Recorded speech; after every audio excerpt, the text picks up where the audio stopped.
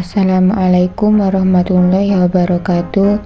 Perkenalkan, nama saya Afida dengan NIM 23104300021. Saya akan menjelaskan materi yang berjudul Perkembangan Perekonomian Negara Belanda dan VOC. Latar belakang VOC dan awal mula ekspansi ekonomi Belanda. Pada abad ke-16 hingga ke-17, Belanda memasuki masa keemasan ekonomi yang dikenal sebagai Dutch Golden Age. Pada periode ini, Belanda tumbuh menjadi salah satu pusat ekonomi dan perdagangan terbesar di Eropa. Hal ini didukung oleh posisi strategis Belanda di jalur perdagangan internasional dan kebijakan ekonomi yang mendorong aktivitas dagang. Di Eropa, rempah-rempah benar-benar berharga karena banyak digunakan untuk masakan, pengobatan, sampai bahan pengawatan makanan. Persaingan dagang di sini ketat banget, terutama antara Spanyol dan Portugis yang sudah duluan memegang jalur dagang ke Asia. Sementara Belanda yang baru saja merdeka dari Spanyol ingin merebut pasar rempah-rempah dari mereka. Untuk mewujudkan ambisinya, Belanda membentuk perusahaan dagang raksasa bernama Verenigde Oost-Indische Compagnie atau yang kita kenal sebagai VOC pada tahun 1602. VOC ini bukan sekedar perusahaan biasa, melainkan perusahaan besar pertama di dunia yang dapat hak istimewa dari pemerintah Belanda. Dengan hak ini, VOC bisa memonopoli perdagangan di Asia dan bikin perjanjian politik, bahkan menjajah wilayah. Selanjutnya, VOC sebagai perusahaan dagang internasional pertama. VOC mendapatkan hak monopoli dari pemerintah Belanda untuk berdagang di Asia. Tidak hanya dalam perdagangan, VOC juga memiliki hak politik yang memungkinkan mereka membuat perjanjian dengan penguasa lokal dan menguasai wilayah demi melancarkan aktivitas dagangnya.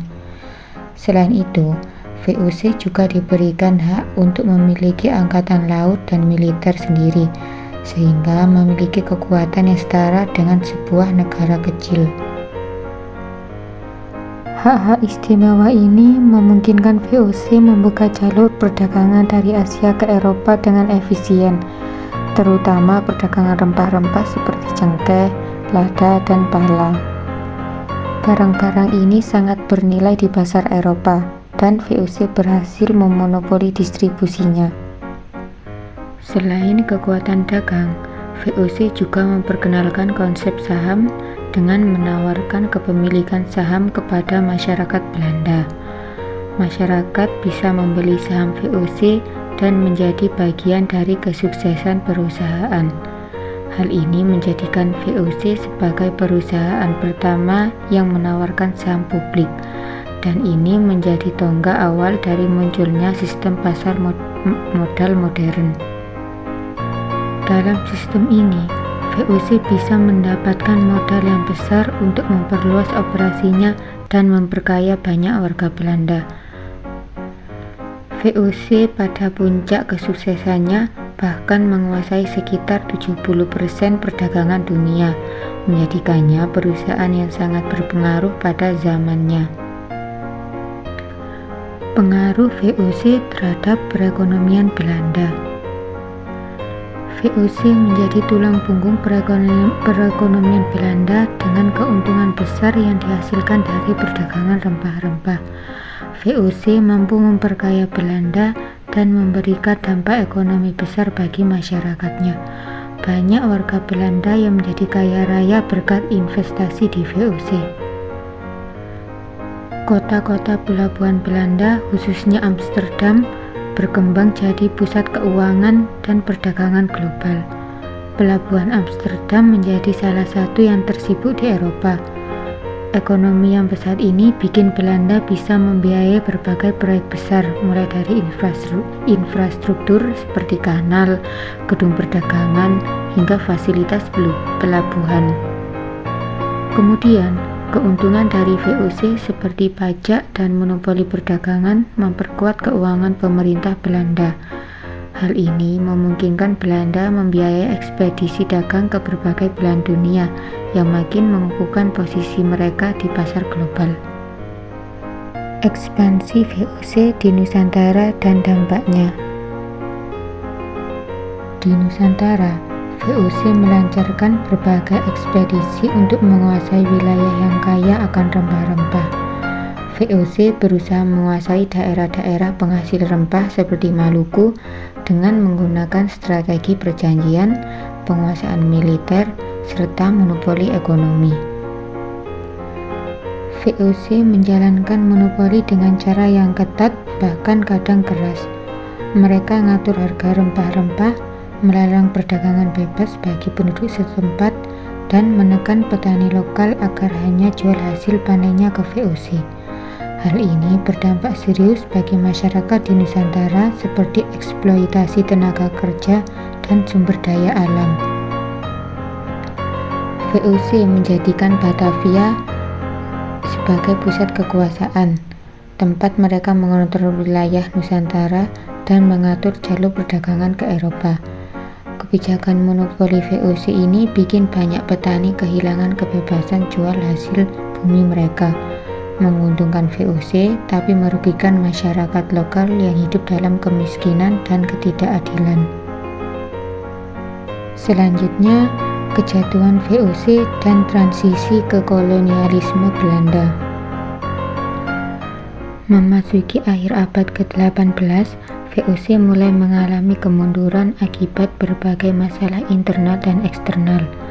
Korupsi di kalangan pejabat VOC, biaya peran yang tinggi, dan meningkatnya persaingan dari perusahaan dagang negara lain melemahkan posisi VOC.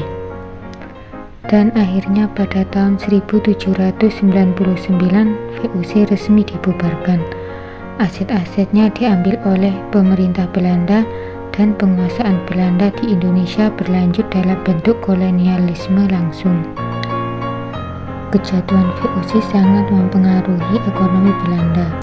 Setelah VOC bangkrut, pemerintah Belanda ambil alih asetnya dan mulai menerapkan sistem kolonial di Indonesia secara langsung untuk menjaga stabilitas ekonomi. Dari sinilah dimulai era kolonialisme Belanda, termasuk sistem tanam paksa di awal abad ke-19. Warisan ekonomi VOC bagi Belanda dan dunia. VOC meninggalkan warisan penting bagi dunia, terutama dalam konsep-konsep ekonomi modern. VOC memperkenalkan konsep saham dan pasar modal yang masih digunakan dalam ekonomi global hingga saat ini. Pasar saham yang berkembang pesat di Belanda selama era VOC menjadi inspirasi bagi munculnya pasar saham di negara lain. Sistem keuangan yang dikenalkan VOC jadi dasar kapitalisme modern. VOC juga berperan besar menciptakan sistem keuangan yang kompleks, menjadikan Amsterdam pusat keuangan global. Dengan segala kontribusinya, VOC dianggap pelopor kapitalisme global dan perdagangan internasional. Selanjutnya, kesimpulan dan dampak jangka panjang. Secara keseluruhan, VOC dan perdagangan internasionalnya membawa dampak besar bagi Belanda dan perekonomian global. VOC memperkuat posisi Belanda sebagai kekuatan ekonomi dunia dan menciptakan dasar bagi sistem kapitalisme modern. Namun, dampak kolonialisme yang diwariskan VOC memiliki konsekuensi yang serius bagi negara-negara Asia, terutama Indonesia. Eksploitasi dan monopoli yang diterapkan VOC menciptakan ketidakadilan dan kesenjangan sosial yang berdampak jangka panjang. Hingga saat ini, warisan VOC masih dapat dilihat dalam sejarah perdagangan dunia serta dampak kolonialisme di negara-negara bekas jajahan. Sekian presentasi dari saya. Wassalamualaikum warahmatullahi wabarakatuh.